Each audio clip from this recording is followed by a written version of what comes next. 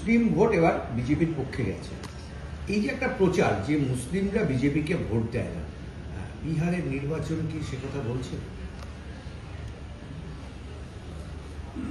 দেখুন, এক্ষুনি কেন্দ্র ওয়াইজ অ্যানালাইসিস তো পাইনি, তবে মুসলিম অধ্যুষিত আসনগুলোতে বিজেপি বা জেডিইউ জিতেছে অনেকগুলো জায়গায়, এটুকু দেখলাম।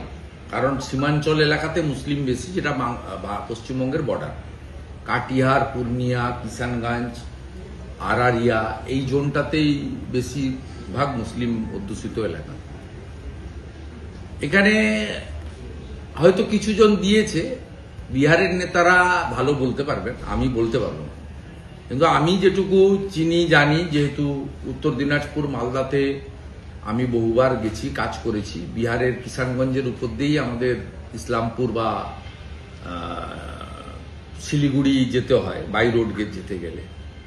তা ওখানে কানকি টানকি এসব জায়গাতে আমার উঠা বসা যাতায়াত আছে। তাছাড়াও 70-80 লক্ষ বিহারে থাকা মানুষের আত্মীয় স্বজন এখানে আছে। এরা আগে থেকেই বলছিল যে ওখানে ল্যান্ডস্লাইড ভিক্টরি হবে, 160, 70, 80 হয়ে যাবে। 160-এর উপরে সবাই, অমিত শাহজি নিজেও বলেছেন। এ তো যা রেজাল্ট আসছে, এ তো ঝড়টর নয়, সুনামি।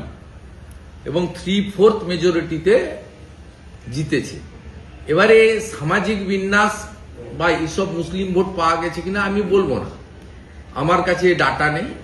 কিন্তু রাষ্ট্রবাদীদের ভোটের পোলারাইজেশন হয়েছে, সে রাষ্ট্রবাদীদের মধ্যেও যারা বন্দে মাতরম বলেন, ভারত মাতা কি জয় বলেন, এমন মুসলিম থাকতে পারে।